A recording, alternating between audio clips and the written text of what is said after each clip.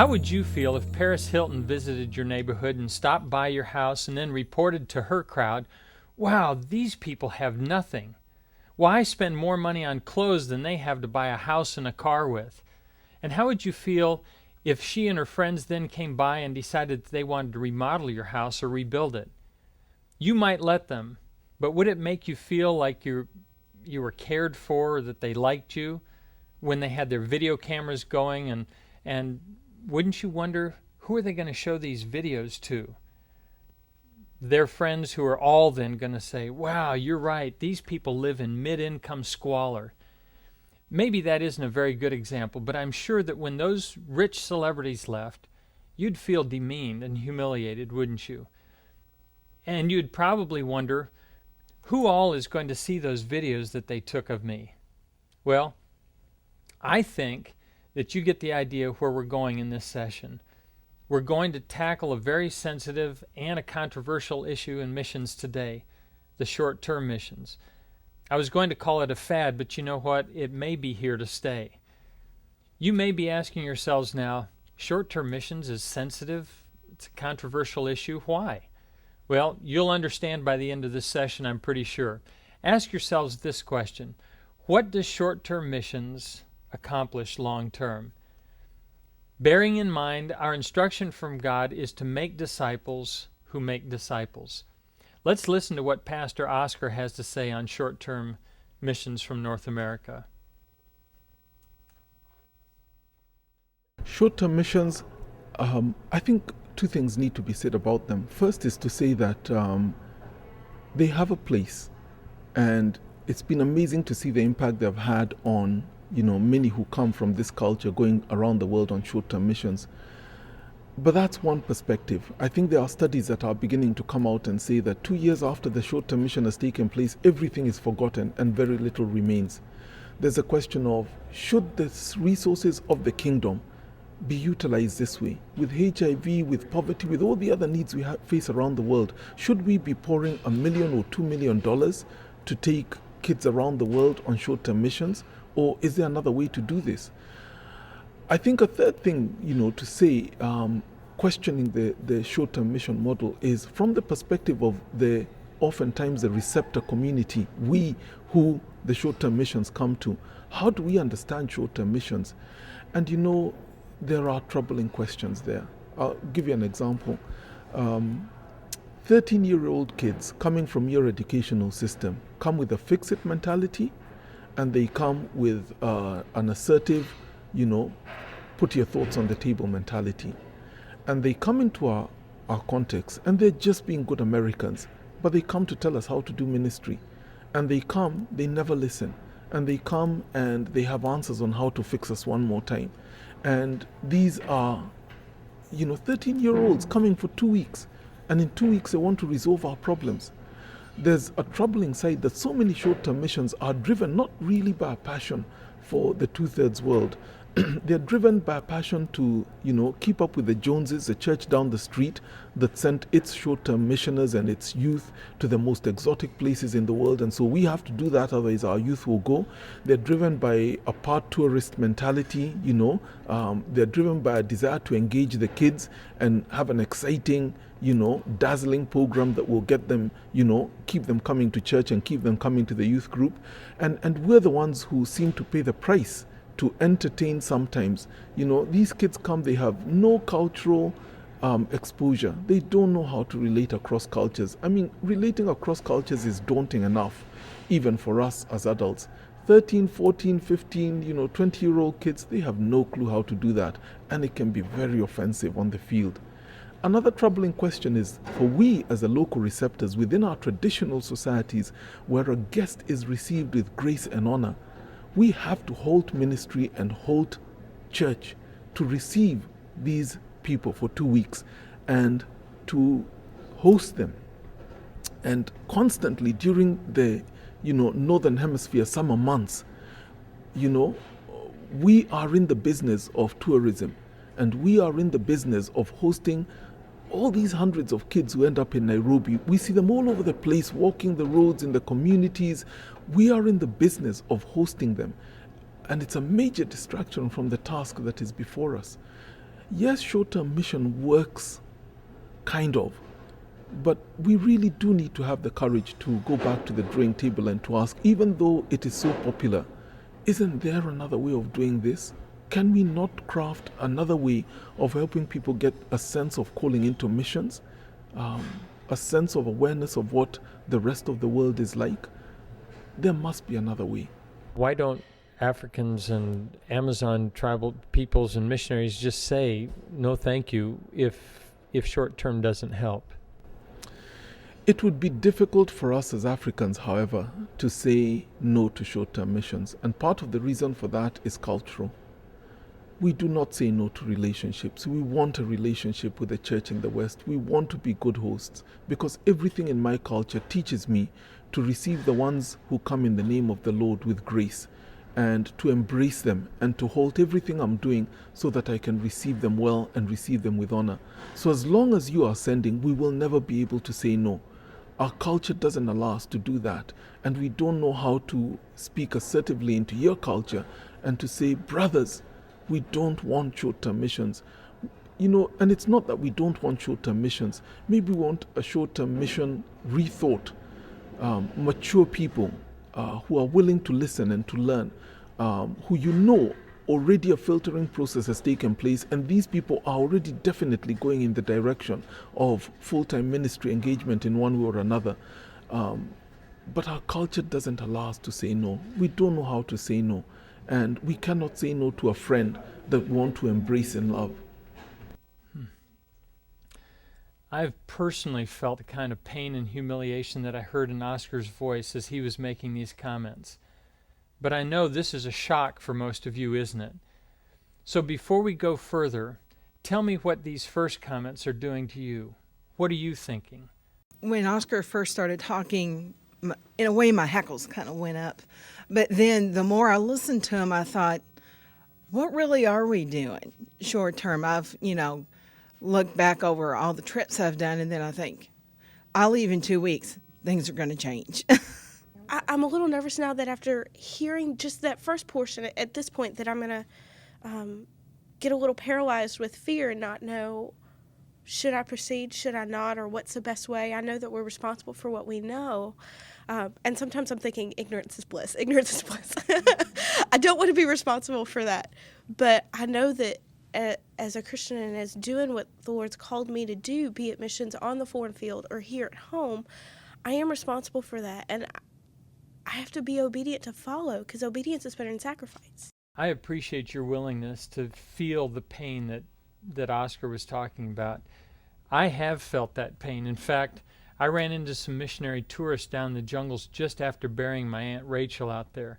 These people had flown into the jungles down to see where the 5 missionaries, were killed and buried. They had not come to visit the Waodani or establish any kind of a relationship with them, but they landed on the Waodani's airstrip. They walked right past them down to the path to the river, to get a little sample of sand and have a memorial service. As I passed one member of the group, I remember asking, "Who are you?" Instead of telling me, she asked me, "Who are you?" So I thought, well, I'll surprise her. So I said, "I'm Steve Saint." And you know what? They all just walked right on by me. They had done what they had come for. They had been there and done that. And now they were off. I'm going to be honest with you. I felt humiliated and I even felt violated. But imagine how the Waodani feel every time somebody does that. No interest in the Waodani except to take some pictures of the people who have nothing, the people who killed the 5 missionaries. I can't remember the last time I traveled overseas in the summer or a spring break or any other vacation time and didn't see groups of kids with matching t-shirts, stampeding through the airports. Now, I live in Florida, and down there, if they speak Portuguese, they're Brazilians coming to Disney World. But if they're speaking English, they're short-termers going someplace to help the people who have nothing. Short-term missions has become an industry. The director of this mission series wanted to include this next video clip from an interview that she did with me 2 years before I even met Oscar. See if you don't see some similarities in the comments. I wouldn't pretend to have the full answer to a complex question like So what do we do in short-term missions? I know it does good in the U.S. I would say it's a break-even on the receiving end, or maybe not quite that good. The cost of it is incredible. The amount of money being poured into missions, or that we say is going into missions, which is really just going to give people in North America an experience in missions, is huge. And that is money that can't go into really helping train and equip people. But I think generally one answer is to go and not do for people what they can do for themselves. Build a building while the people that know how to build with odd-shaped blocks down in Haiti, sit around who desperately need work. And we send doctors and lawyers and high school students who really don't have skills in that area to go down and do something at $1,500, for a 2-week excursion. That's hard to explain to people in Haiti that are just desperate for work so they can feed their families. I think the best way to do is to limit ourselves to doing for other people what they can't do for themselves. Going like the people do here for the Waorani, putting them in the driver's seat and submitting to them and being helpless, which people from the States are pretty good at doing when you get them way out in the jungles. That's a powerful thing for the believers in a community like that. Let me be brutally candid with you now. Most short-term mission trips are simply feel-good ministry. We do it to broaden our horizons, we do it for an adventure, and we even do it because we feel sorry for people who don't have anything. I've got to tell you that it pains me, it grieves me to hear some of the reports that I hear after short-term mission trips. The standard script goes something like this. Now remember, this is a 15-year-old talking to the congregation back at their church, and they say something like, "You don't realize how good we've got it here. We have everything. And these little people in Kenya or Ecuador or Romania, they don't have anything. And I'm telling you, we've got to keep going back and we've got to give them more." You get the picture? People that say they have nothing, they don't mean to be demeaning, but it's humiliating to the people on the other end who hear it said about them. Steve Hawthorne in this next clip isn't as diplomatic as Pastor Oscar. He calls short-term mission trips our "I've got 2 weeks in the summer to give to God" naked activism. People are going in mission as if God's absent and he's done all he's going to do and Jesus is gone.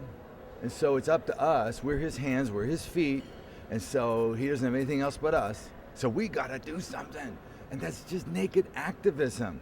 And that's why it's so depressing and discouraging and sometimes toxic to our hearts to get involved in this mission stuff. And that's why people measure a little bit out. Maybe on Tuesdays, or maybe I got 2 weeks in the summer, and so we compartmentalize what we might do because we know it's just the world is too crazy, it's too huge, it's too awesome, and too dreadful to really face and go after it like we were going to actually bring about change in the earth.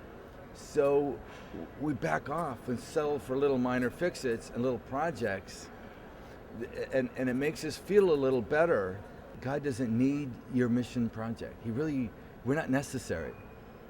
But he's giving us assignment and entrusting us with endeavor so that we can get in on the joy of it.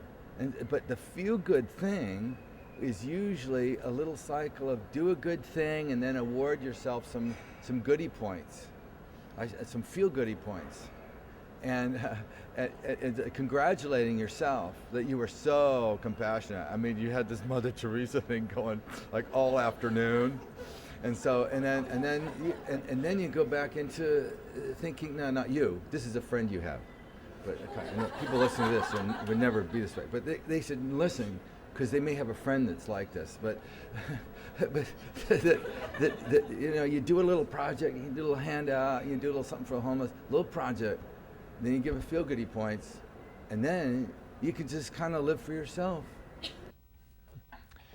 Feel-goodie points aside, should we be spending billions of dollars to send kids around the world on short-term missions? The cost isn't millions like Oscar suggested. We're talking thousands of millions of dollars. One author estimates that we're now sending 4 million short-termers per year from North America.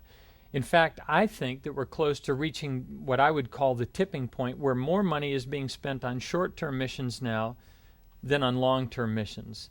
I can't help but ask us again, as servants of Christ and stewards of the mysteries of God, remember 1 Corinthians 4:1, what is the long-term benefit of short-term missions on the receiver's end? Florence offers us more good advice, do's and don'ts regarding missions. Another don't would be not to serve the people like you are special and they are different from you. And that can be communicated in different ways, like the way you live when you're among them, the way you travel when you're with them, or even the way you dress, the kind of food you eat, communicating a message that you are the special one and they're different from you.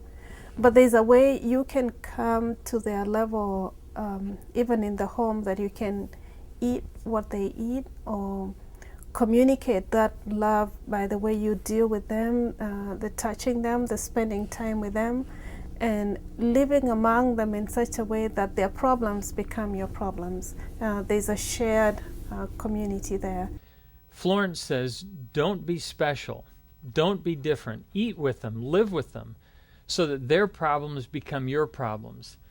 Now, I know that I'm going to be stepping on toes, but how can anybody do that in 8 days, especially with one day out for the beach and one day set aside for shopping? It does sound like mission tourism, doesn't it? Remember, missions isn't about doing projects for God. I found the project abandoned with the exception of one man who was the local builder. And I said to him, did you have a short-term team here? He said, yes, we did, but we had to let them go. I said, what do you mean you had to let them go? He said, well, let me put it this way. We built buildings before they came, and we're going to build buildings after they leave. But while they were here, they thought they were the only people who knew how to build buildings. Now, he said, they worked hard. I can't fault them for that. He said they actually put the mortar between the bricks with their hands because the trowel was not fast enough. So I can't fault them on their willingness to work. But he said they didn't understand that we know how to build buildings. Missions isn't building buildings. I admit that I've taken a bunch of short-term groups down to the jungles in Ecuador, but those groups went down to let the Waorani teach them how to build buildings and how to fish and how to hunt. And those groups that went down to Ecuador were helping the Waorani form the beginnings of an economy. This next clip is from one of those short-term groups that I took. Our Spanish teacher, we used to always say, oh, I believe this or I believe that, and she'd always say, dime cómo vives y te diré lo que crees. Don't tell me what you believe. Show me how you live. I'll tell you what you believe. Now, when we were in the jungles, as we were going in, people kept saying, oh, look at the banana trees, look at the banana trees, but they weren't banana trees. They had leaves like banana trees, but they never give bananas. Every kind of crop that yields fruit, there's always an imposter that looks an awful lot like that. But the good kind of tree, no give the no good kind of fruit, and the no good kind of tree, no give the good kind of fruit. Now, there's some stuff going on in all of our lives and in our churches and in missions that look a lot like the good kind of fruit, but you know it not by the sign on the tree, you know it by the fruit on the tree. Now, what is the purpose of missions? An awful lot of what is done in the name of missions these days has very little to do with missions. It has to do with feel-good ministry. When we do feel-good ministry, you know what we get? Feel good. So we've been doing Matthew 28, 18, and 19 pretty well. We've been going all over the place, and we've been telling people about Jesus, but what it says is to teach them to do it. But we know the fruit is what finally tells us whether we've been doing it right. And when we do it right, when we do the Great Commission right, it means that where we go, we leave people like us who are following God on their own and who see that as their compelling mission in life. Not about feeling good, The intent of the Great Commission was that we would go out, we God followers would go out and teach other people to follow God and to teach them to teach other people to follow God. If we're going to carry out the purpose that Christ gave us, we've got to make them disciples. And if they're going to be disciples, then their church has to be self-propagating. That means they themselves are telling other people how to follow God's trail. And it's got to be self-governing. And then finally, they also need to be self-supporting. And if they never get to that point, if they're always asking us to send them money and to support their church, it isn't their church. What you guys did, however, although it'll be hard for you to explain it to people when you go back to the States, what you did is you put them in the driver's seat. They were the ones that built the house. They did a great job, didn't they? And you gave them the lead, which has hardly happened in 40 years. That's the thing that will do more for giving them a church, I promise you, than building them a building. But we can pray for them, and we can ask ourselves every time we do something as God followers, why am I doing this? Does this really fit with God's call on me? Jesus made it very clear in Matthew 28. He said, "Go therefore and make disciples of all the nations."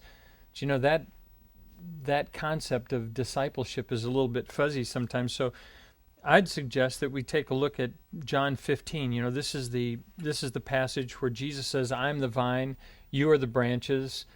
Basically says, "I'm going to bear fruit on you. All you're going to do is hold it." But he said, "Now you be careful. If you don't bear fruit, if there's no fruit hanging on you, my Father is the husbandman. He's going to cut you off and throw you out, because if you're not bearing fruit, you have no value." I think that's. But look at verse 8. Then Jesus says, "By this is my Father glorified, that you bear much fruit, and so prove to be my disciples." If our commission is to go out and make disciples, then the proof that we've accomplished that is when our disciples are bearing fruit, not when we're just going more and more and bearing fruit. I love the way the Jesus book puts this, so let me read it to you in Pidgin English.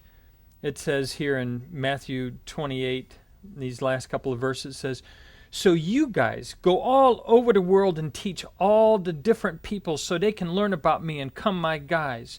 Baptize them and they're going to come tight with my Father and me, his boy, and God's good and special spirit." And then listen to this. It says, "Teach them how to do everything I went tell you guys for do. And you know what? I'm going to stay with you guys all the way till the world go pow." Now I know that you've been on a short-term mission trip probably, and now I've turned your world upside down. Don't feel bad. Like I said earlier, this isn't a simple issue, but it is an issue that we have to put on the table. We need to remember Ezekiel 34. Shepherding is for the benefit of the sheep, not for the shepherds. And missions should be done to benefit the receiver-hearer, not the taker-teller. Now, the teller-taker benefits too, but that should be a byproduct, not our motivation. Okay, let's take a little bit more time now for discussion. Tell me what you're thinking now at the end of this session. It seems so rudimentary, going all the way back to the golden rule. How we were raised is don't do something to someone else that you wouldn't want done to you. But look at how we do missions. And I grew up in the United States knowing that, okay, this is how we do missions, and this is how you do a short-term missions trip. And being in here, it's just like, we're doing it all wrong. We would hate it if people treated us this way. How dare we go and do that to other people? What I think is really vital is that we do a lot more training. We should make the commitment to going on the short-term trip, the commitment to training should be about the same amount of days. I mean, not days of training, but, we could have 2-hour training for every day, perhaps as a rule of thumb. But the training seems to be an area that we really should emphasize. It is uncomfortable. It is awkward to sit here and hear that going, okay, I've done that before. Okay, I've done that before. Okay, I've done that before. But to hear it, and I guess I just want to encourage anyone that's watching this to to think about it, and don't just dismiss it, don't just throw up that wall, but sit there and say, okay, what is he saying, and what are the truths in what he's saying, regardless of how it makes me feel.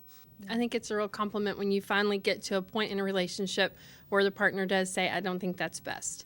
Then you really are working together in a positive way. So, but that doesn't come from just going one time a year, seeing someone on the field, never being with them over a long period of time. And I think we have such an instant gratification mentality that a lot of times we don't get there. Thank you for those comments. Oscar asked us to rethink how we do short-term missions.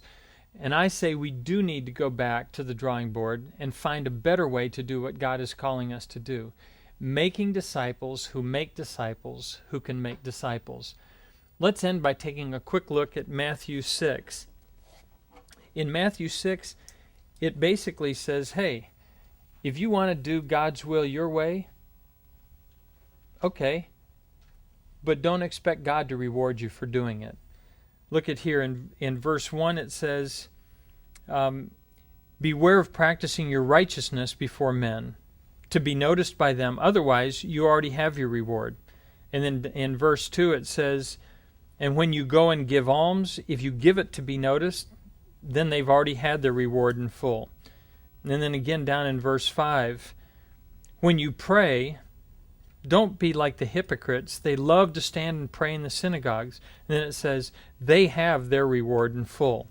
And then over here in verse 16, it says, and whenever you fast, do not put your gloomy face on and look like you're fasting, because if you do that, you've already had your reward. And then in verse 35, it says, and if you go to do short-term missions for what it benefits you, that doesn't really, there's no verse 35, but I think the concept is the same. If we do short-term missions for the benefit that we get, then we've already had our reward. And I don't think that very many people at all expect to have their reward for short-term mission trips here. We want God to reward us, and if we want that, then we need to start doing this God's way.